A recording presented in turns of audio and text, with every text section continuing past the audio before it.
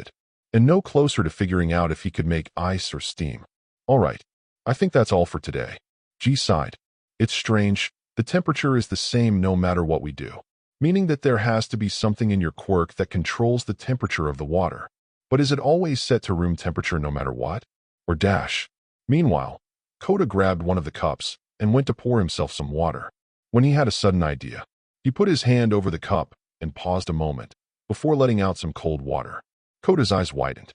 He quickly stuck his finger into the cup and noticed an immediate difference between this and the water he normally made. I did it. What? G immediately rushed over to the cup, snatching it out of Koda's hands and sticking the thermometer into the cup. 47 degrees. How the hell did you do that? What changed? Well, I thought about the way I made the water come out faster before, and I tried something like that. And I just pushed the heat out of my hands. Koda explained. And you didn't think to do this before? G shouted in frustration. We wasted a whole day trying to figure this out, and it was that easy the whole time. Well, why didn't you think of it then? Koda asked, his face turning red. G went silent, her face also turning red. Well, I kind of thought. You'd have already tried that. You know what? Never mind. Let's just pretend we found this sooner to save both of us the embarrassment of looking like idiots. Yeah.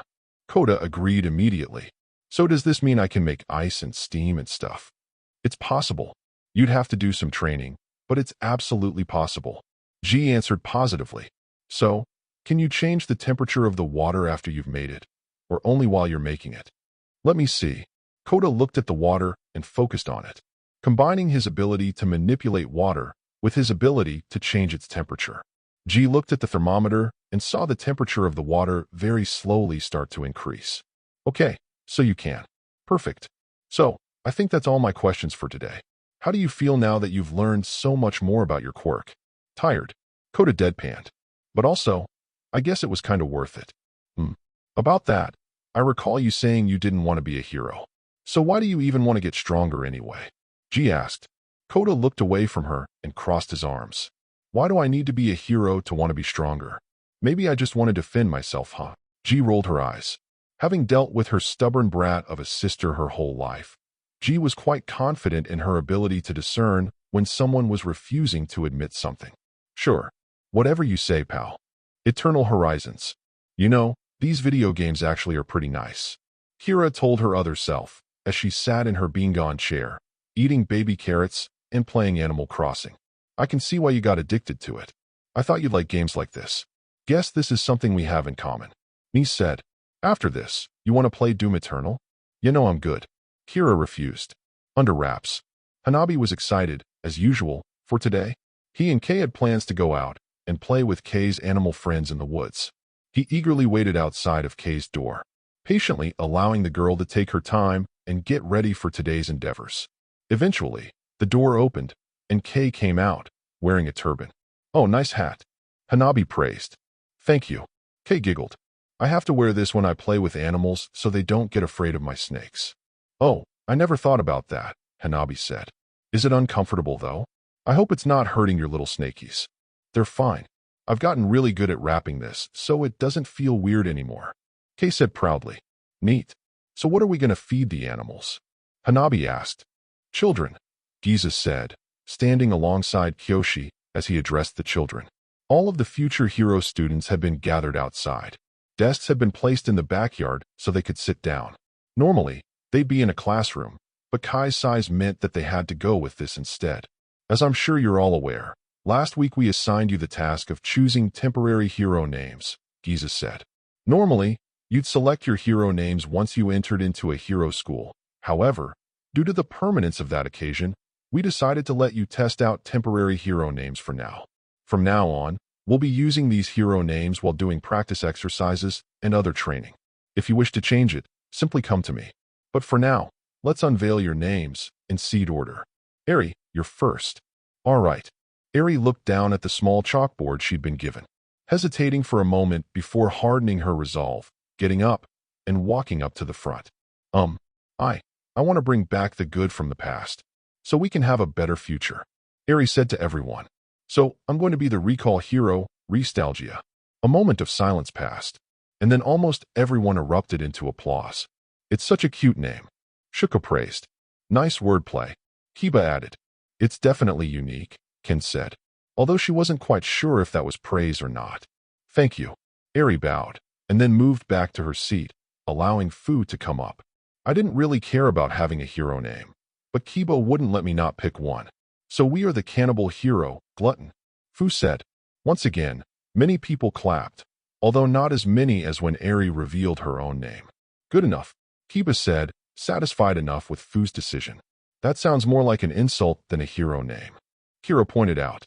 Fu shrugged, stepping down and allowing Kiba to step up. My friends and siblings, after much deliberation, I have decided upon the name of your savior, Kiba announced proudly. From here on, you may call me the royal hero, Regina Tenebrarum Eterni. The crowd was dead silent for a little while before some of the more polite children gave some obligatory claps while trying to look enthusiastic. What the hell is that? Ken asked. Regina Teen what? No one is going to remember that. You say that now?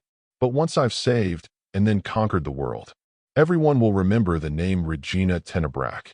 Kiba stopped after she ended up biting her tongue. Guy sighed, clutching his temples and trying not to roll his eyes. Ow, ow, ow. Kiba chanted as she returned to her seat, and Sanson slithered up to the front. I am the liquid hero. Acid pain, Sanson revealed, slamming her chalkboard down on the desk. Once again, more claps. Oh, like acid rain. Cool, Netsa said. Well, it's better than Kiba's, Fu said. Shut it. Kiba pouted. Sanson wiggled off, and now it was Shiruku's turn. So, I did a little bit of research, and I found the perfect name, Shiruku said, before showing her chalkboard. The weaving hero. Arachne. Oh, I love that. Nara gushed. Ah yes, after that famous Greek story. A most fitting name. Well done, Shiruku. Giza praised. Once again, a round of applause, and Shiruku sat back down, with Yami coming up next. Yami simply held up his chalkboard revealing his name. The commando hero. Legion. Ken giggled. What are you not wearing under that cloak? Grow up, Kira said after slapping Ken with her vectors for his comment. The rest of the people who were about to laugh at the commando thing wisely held their laughter. Legion. A fitting name for a one-man army. I like it. Kiba said. Yeah, I know I wouldn't want to fight a guy named Legion, Himiko said. That name will leave villains shaking in their boots. AKA said. While Yami's face didn't show it, he was a bit happy that people liked his name so much. Even if it was simple. Heck, if you look very closely, you could see a very slight smile. After Yami sat back down, everyone actually turned around to look at Kai. I had big sis Kiba help me with this. Call me the colossal hero. Behemoth, Kai bellowed, smiling with all three heads, looking absolutely overjoyed with his hero name. Kiba beamed, equally overjoyed with both the name they'd come up with and how much Kai loved it. Wow, that name is way better than the one Kiba made for herself. What the heck? Kin said. Kiba then used her shadow control to make Kin's chair fall over, making the boy fall face first onto the ground. Ow. Sensei, they keep hitting me. Kin complained as he pulled himself back up. Talk trash at your own peril. Giza shrugged. I think it's a great name, Kai. I'd feel super safe if I heard Behemoth was coming to save us. Nara praised. Yeah, it sounds super tough. Netsu added while everyone else gave their praise and applause. Kai gave a pleased purr, while everyone turned their attention back to the front, where Mu in his white ghost costume came out. The stalking hero. Ghost, Mu said, before vanishing. Guess a simple name fits him best, Shiruka said. Stalking the hero sounds a bit scary though, Inu said. Yes, scary for villains. AKA said. Every villain will be shaking in their boots, never knowing if he's watching or not. How do I keep forgetting he's always around? Watching. Lu shivered a bit. Netsu was up next. Okay, so at first I wanted to go with something awesome and powerful, like Supernova. But then I remembered that heroes are supposed to make people feel hopeful, and hero names are a super important part of that. So after a lot of thinking, I came up with something I think is pretty good. The warm hero. Torch. The hero who flashes away the darkness. That does sound really friendly, Kai said. I think it's nice. Inu praised. Thoughtful as always, Netsu, Kyoshi said. I can see you getting really popular with a name like that, Fu said. The hero that flashes away the darkness, Kiba repeated with a bit of awe. Amazing. It is a really cool catchphrase, Ji added. Thanks, guys. I spent a lot of time on it. Netsu took a bow and moved back to his seat, letting Kin walk up to the front. My turn, Kin said as he revealed his chalkboard. I'm the one mini-army hero. Omni. Not bad, Fu said. Honestly, I expected worse, Kiba said. Same. Pretty good job not messing it up, dork. Nara added. Kin stuck out his tongue. Oh yeah, let's see what you've got. Gladly, Nara said as she and Kin switched places. Okay, so me and Seikyo actually decided on our names together. From now on, call me the shape-shifting hero Circe. Nara said. Wait, does not Circe transform other people into things? Shiruku asked. I'd say it still works, Seikyo said. I don't get what it's referencing, but it sounds cool, Netsu said, with several others murmuring in agreement.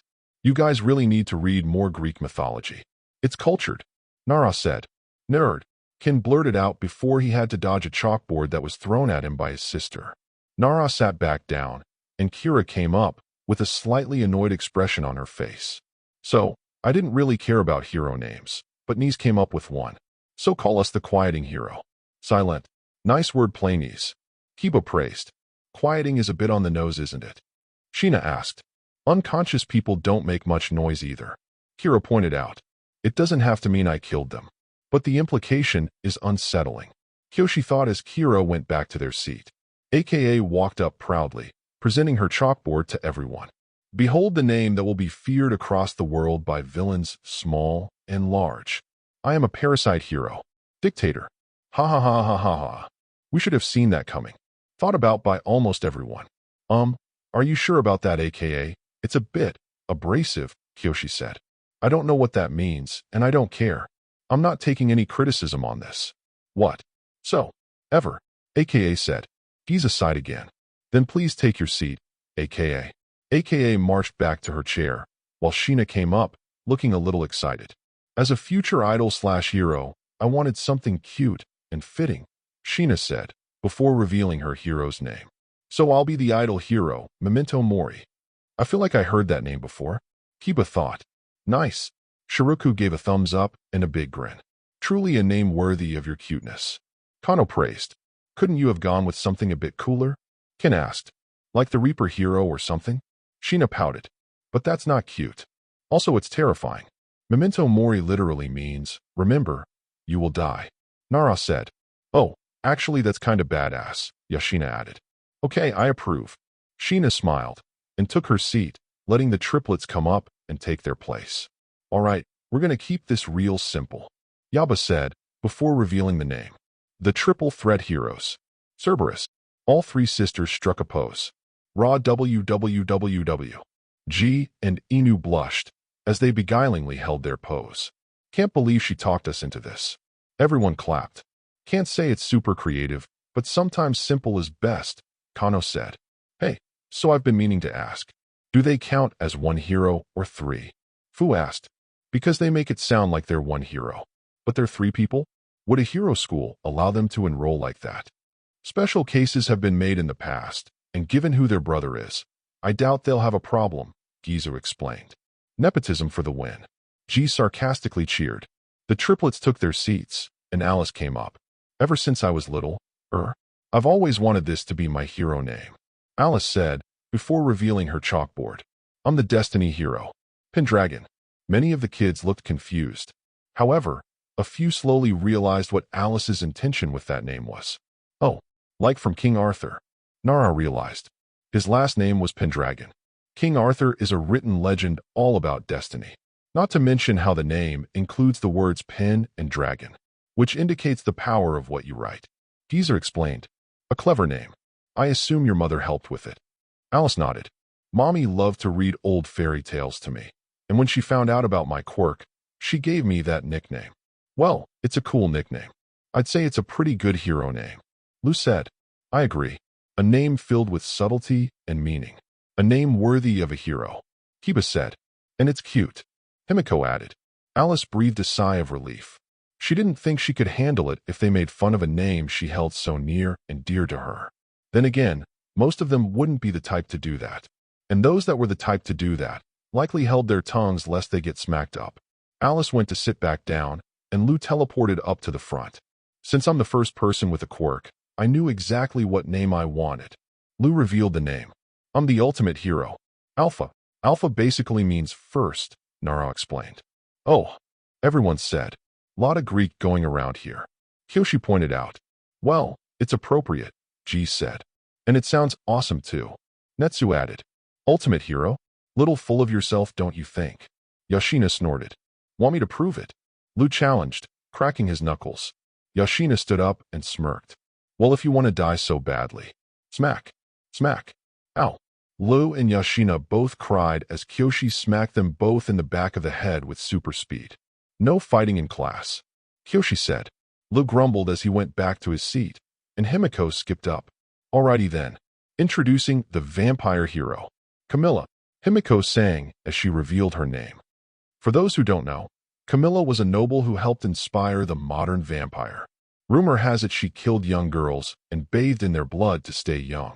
And you chose that for your hero name? Sheena asked. Yeah, it's cool, Himiko said with her ginormous, fanged grin. All right then, please sit back down, Himiko, Kyoshi said. Okay, Himiko said, humming to herself as she sat back down. But no one came up this time. I don't have one yet. Tinko said sheepishly. Try as he might, he just couldn't come up with a single good idea. He'd had a few ideas back before. He ended up here, but now that he had a quirk and his dreams seemed more realistic, those names all sounded silly. And none of them tied into his quirk. Odo held up his sign, and it said, I don't need a hero name. Very well then, Kano, Kyoshi said. Kano flew out of her seat and up to the front. I too believe in simplicity.